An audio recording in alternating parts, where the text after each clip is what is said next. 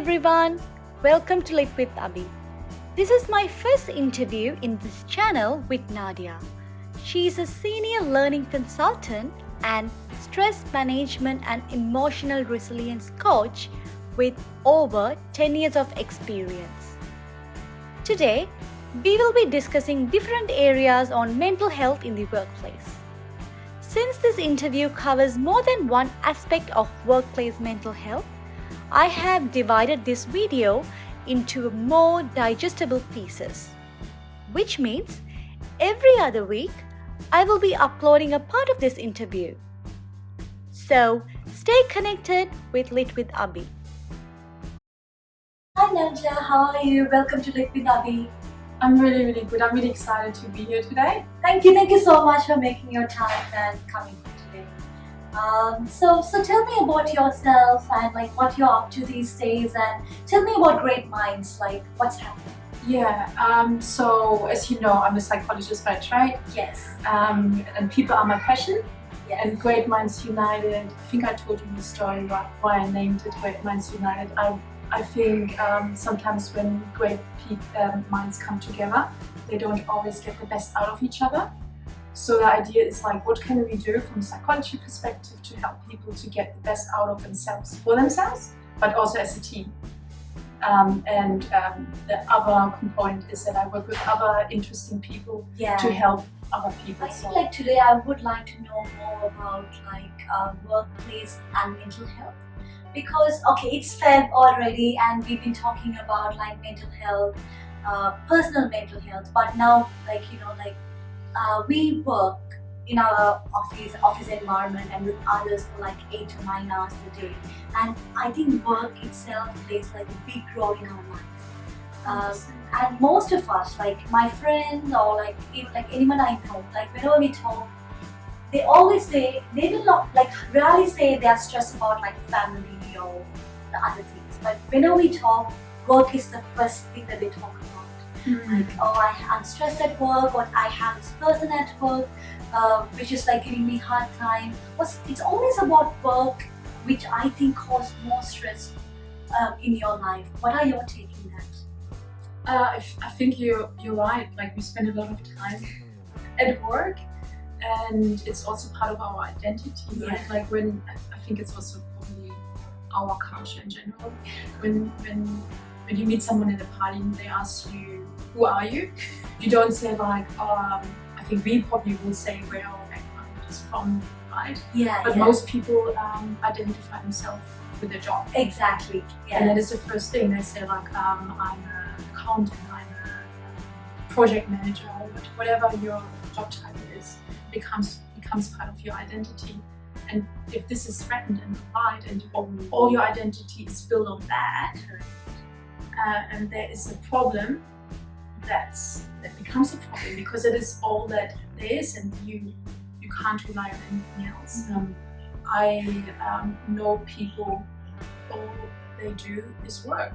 Yeah, they don't have a partner, they don't have a family, and on the weekend they work, even so the boss doesn't know. So it becomes part of the identity, and if something doesn't go their way, it's the end of the world.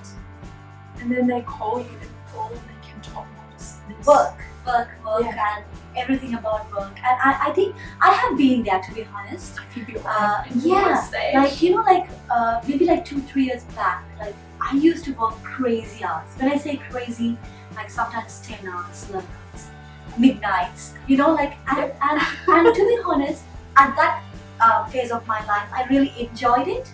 Like, because again, as you said, it's an identity, it's something for you to be proud of. Okay, I'm doing something meaningful. So the pride is always there. Yeah. But sometimes when we overdo it, then it's just like cause stress, because we can't differentiate work from life. I mean, some people say, oh, you can't actually differentiate because your life has work also into it. And some people say, oh, you have to differentiate work and life, and it needs to be balanced. So I think it's always up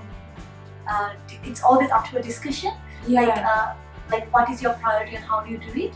And for me personally, I mean, I can't give a one one answer book which will fit all, because like stay in a different phase of your life. Maybe if you're just like starting your career, then it's about proving yourself, like working and things like that. But when you're in like different where your family becomes important, when you have family, kids, and then it basically like you have to prioritize that part of your life Yeah. over work. Yeah. So what do you think about like the term work-life balance? Is it a myth? Can we have a work-life balance? So personally, I always have to scratch myself because I don't like the word at all. Okay. Because work-life balance, as you said, it sounds like it's the opposite, right? It's either life or you choose work. Yeah. And balance And it's means like you can't have both. you can't have both, like it's either that or that. Yes. And it balance means like they need to have the same rate.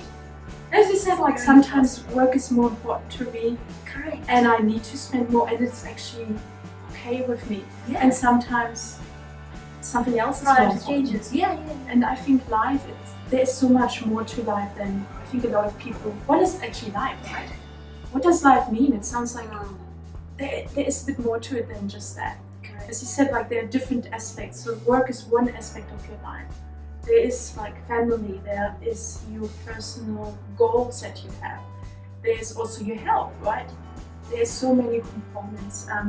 I'm a big fan of a concept called Wheel of Life. Okay. Which is a circle and you have aspects in it. And work is one of it, health is another one, your values, which is really important, that is actually shaping everything, what you do. And whatever you want to fill in your circle, let's put it this way, free time, traveling. So there are certain things that are important to you and not everything is important equally. Yeah. So so I personally do this, and especially when I really know that I'm off balance, I'm using that on purpose here. Then I just actually have an active look and have a look what is not right, and why is that.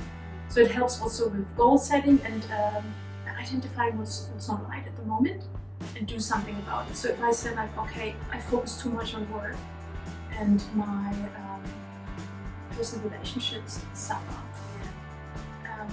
And if I actually have a look at this and I see that, okay, I need to invest there. Okay, I actually take a day off. I know there's like a project and there's a tough deadline, but I know it's my anniversary or my kids, I don't know. It's something very important that you have to be there for your family. Exactly, and then it's just say like, what is more important, that you actually actively stop. And again, when we're stressed, we're just like going on autopilot. And we're just like focused on, I need to get that done, right? And you're not seeing like the big picture. And when you have that circle, you see that big picture. Okay, that makes sense. And so like, no, that's not right. Yeah. So I'm a fan of that. Yeah. Okay. So when you're talking, so it's a cycle of life, you said, and it's like I assume it's like a pie chart. It's like a pie chart, yeah. And you have like different things, like say, maybe for this month your priority is like 50% of your time is spent with work. Yeah. 20% with family. So, like, how often do you think we have to revisit and revise that pie chart on the priority? How does that work? So, I think it depends on if you feel like that you're not. I think when I use it with my clients, I use it on like monthly, and I just do a reflection, especially when they actually really do big life changes. If they say like, I actually want to focus more on my health. And health, okay, let's look at this a bit more. That means actually that I go to the gym, that I actually eat better, right? So, and you're more forced to look at that and have a look if it's right. And then also see like, where can you compromise and where can't you compromise? And you give yourself automatically, if you have that image in your head, you have the permission to say like, no, if that makes sense. And I think it becomes automated. So I usually only use it like every 6 months. Okay. Personally, where I just have a look and say like, yeah, it's good. Or when I actually really feel like something is off and I don't actually look at it, I just go through my checklist and say like, how is that going? How is that going? Is it okay at the moment? No, why not? Or is it maybe too much or not enough or just right? And that helps me to actually feel, number one, what is wrong. Because the worst thing is that you don't know what's going on. You're just like, I'm just stressed, and you feel helpless. Exactly. So it gives you like a little bit of an anchor to get started. We always have this one person who is always like in opposite direction for us, who is like always saying no. They are just waiting for us to say something. They just say, oh no, it doesn't work out. And they are not willing to listen to you, and they think that they have more knowledge and experience than you, and they don't respect what you bring to your table. And even if you want to make the conversation going and build a healthy relationship, they have this shield that, and they just like say stay away. And that continues. And for most of us, it just affects our mental health at work, because maybe you're good at doing something, but you have this person who's always annoying you and like causing troubles. So they are not contributing to a good working culture or happy environment. How can you deal with those type of people professionally? Yeah, that is a person, right? That you're dealing with their own stories, with their own views, with their own perspective, with their own priorities. So you see only like your point of view, which is normal, right? So just like trying to be like a bit of objective and also curious, building that curiosity to actually find out, okay, why do you think that way? Why do you actually say no? And actually also finding out what are their priorities, what are their goals.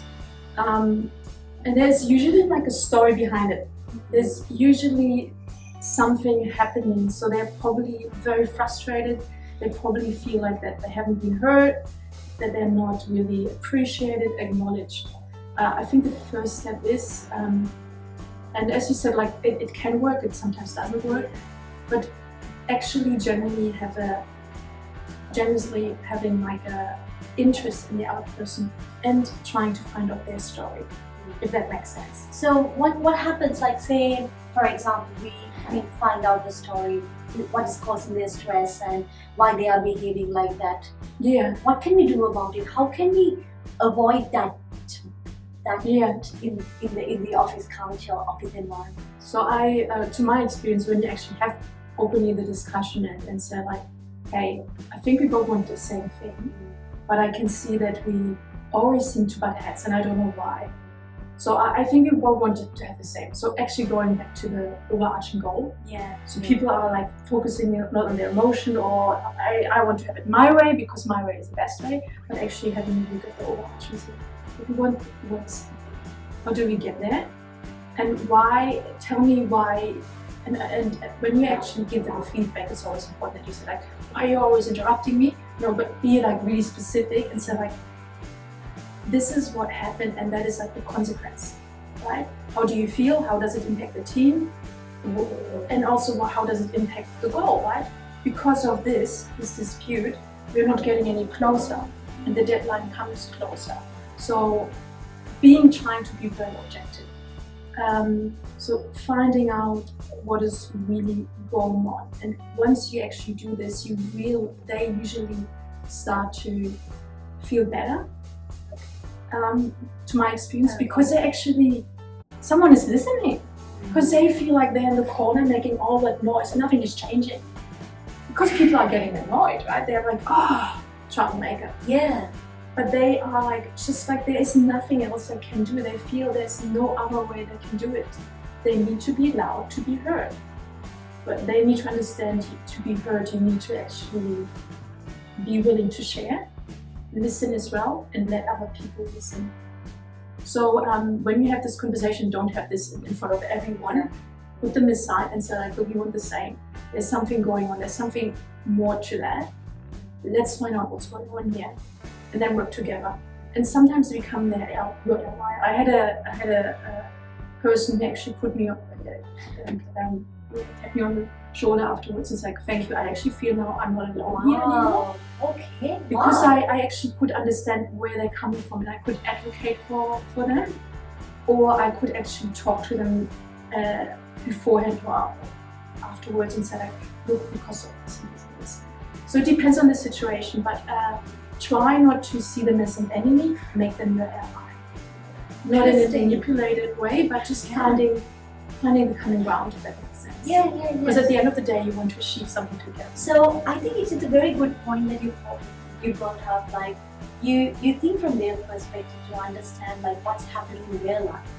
And it could be, as you said, it could be something related with their office culture, like maybe they are not getting heard or like something like that, or maybe it could be some personal reason, like maybe they have trouble with their family or things like that. So you understand them, like in what causing them to behave like that, and empathize and like show that you hear them and you're there to help and work together. And when you have that conversation, then it will be much easier for you to work together, because I think then eventually, maybe I don't know whether it will happen just in one conversation. Maybe you have to eventually build that relationship. Exactly. Yeah. So I think like when you continue doing that, and definitely there will be like an improvement, and you see maybe even like as you said, that person will also start treating you or everyone around in the office like differently, because now they know that they are being like heard and Because they don't enjoy coming to work, I tell you that. They find it stressful as well. Thank you so much. I really hope you have some takeaways. As I told you, every other week I'll be uploading parts of this video. So stay connected with Lit with Abhi.